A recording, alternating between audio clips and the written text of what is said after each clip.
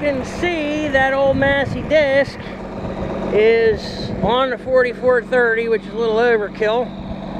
I just take it easy on the speed. And I was using it here as knocking the ridges down in this field. It's doing a pretty good job. Considering how long it sat unused, I'm pretty happy with it. I mean, it's got some chipped up blades and stuff on it from where they were rusted.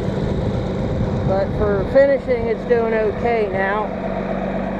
Plan is to take the front axle out and redo it when I have time. See, I changed the pins up there.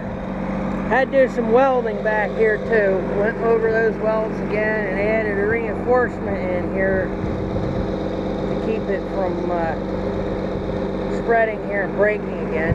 Seems to be holding up well. So I'm happy with my purchase, even though it's a little bit ugly. Now up here I want to show you something. This corner here, where this corn is. Anybody recognize what this stuff is coming up in here? This is tillage radish. I didn't plant this in here. I don't think I've had tillage radish on this field in 4 years.